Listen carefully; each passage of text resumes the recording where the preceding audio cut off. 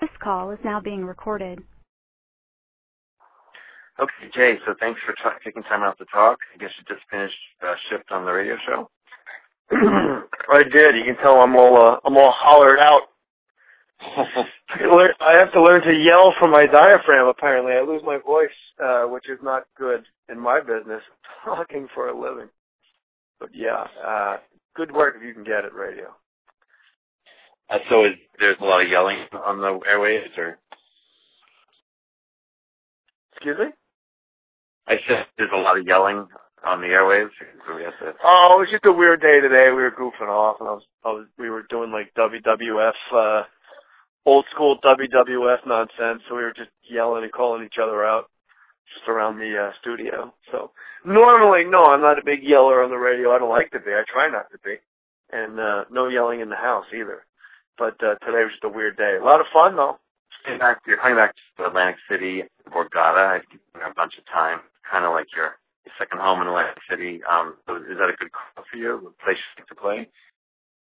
Yeah, I like it a lot. It's the perfect size. The music box is a really great size to play. When you do theaters, there's so much stress that goes into it because you're used to comedy clubs, 250 seats, 300 seats. That's really not that big of a deal. But when you're doing theaters and they're like 1,600 seats, it's a little nerve-wracking because if you don't fill it, you don't get asked back. That's the facts of the comedy business.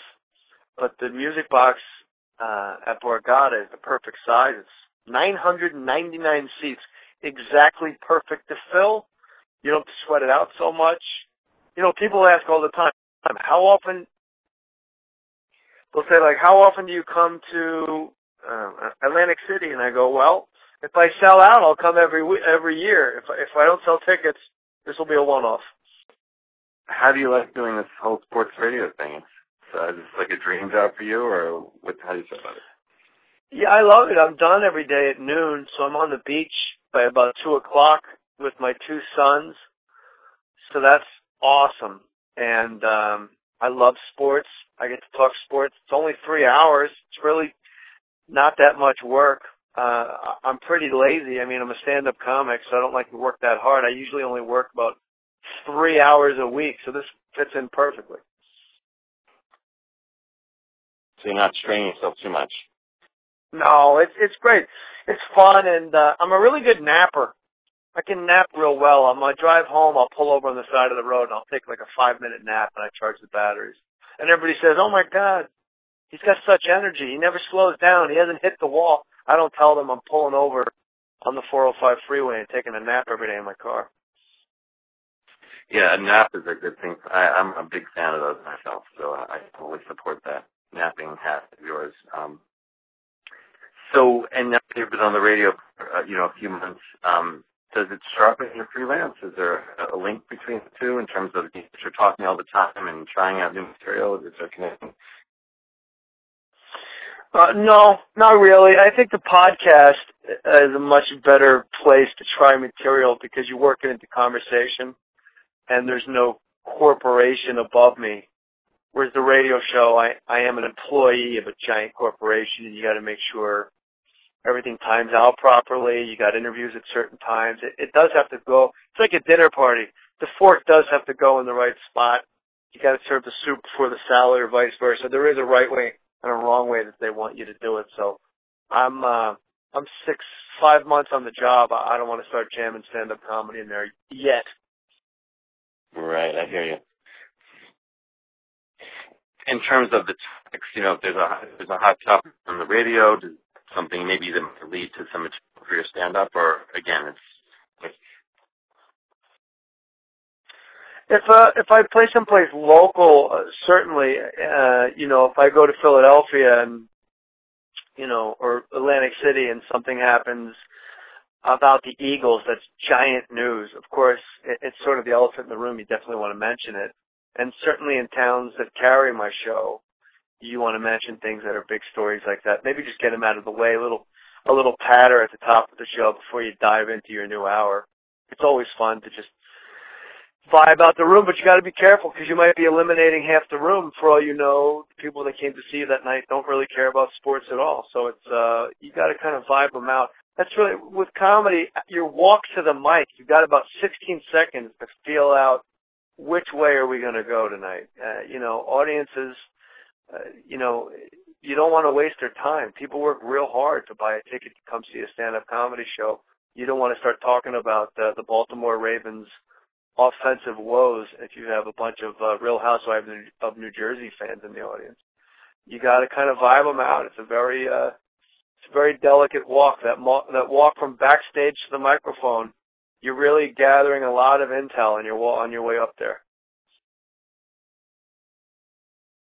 I guess the longer you think you sort of more quickly, sort of it comes with the experience.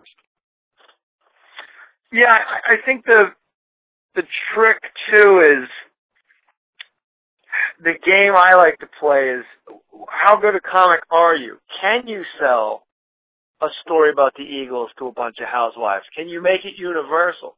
Because the Eagle fans that are there and the Giants fans that are there, the football, like the guys that know me from Jerry Maguire, like they'll buy into it. But can you make it funny for the people that really aren't even sure what you're talking about? Can you present it in a way that it's a universal thing? That's really fun to do.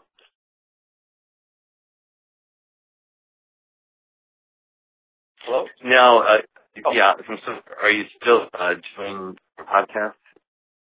Oh yeah, just did Duff McKagan from Guns N' Roses, and always bringing in the great comics, and that's free all the time on iTunes. More stories. There's other places to get it, but I'm not very tech savvy to plug them. So, and how else? Jaymohr.com, you can get it. If you don't want, some people will email me specifically to say, hey man, I don't do iTunes. I'm like, what? That's like, I don't do McDonald's or I don't do Coca-Cola. I explain that. I don't do Diet Coke, man. Like, it's iTunes. I don't understand the pushback. People get their up in arms about corporations if they have to have something to. Meanwhile, if you go to New York City, everybody's standing outside Apple headquarters taking their pictures. They're lining up to take their picture in front of FAO Schwartz, Abercrombie and Fitch, and they fly from all over the world to eat at TGI Fridays in Times Square. So can it with your, not you, when people say, I don't do that corporate thing. Really? What's on your feet? Did you make those moccasins at home, or did they say Reebok? Yeah, it's hard to avoid if you're of that mindset. That's for sure. Yeah, I'm of the mindset of let's all sell out at the same time. I'll sell out, and because I'll sell out, and because I sold out, my tickets will be cheaper.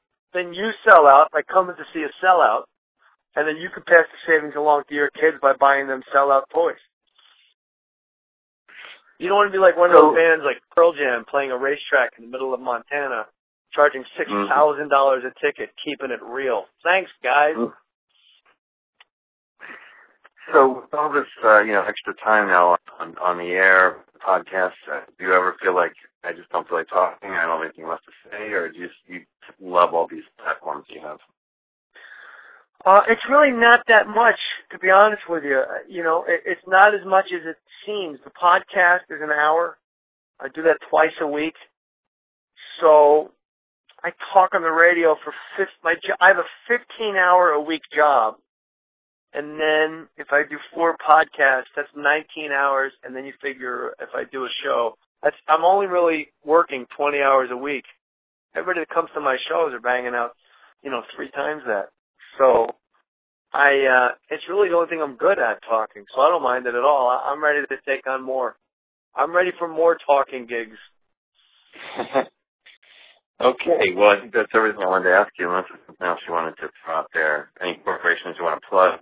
McDonald's, Bull, TGI Fridays, anybody else you want to send us out to? Or? Sure. Tiffany, Cartier.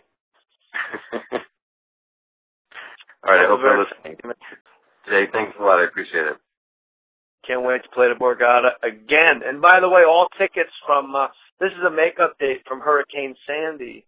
all tickets from Hurricane Sandy, when you had tickets, when that show got canceled, all of those tickets will be honored. Okay, good to know. All right. Thank you, brother. All right. Drive safe. Thanks a lot, Jay.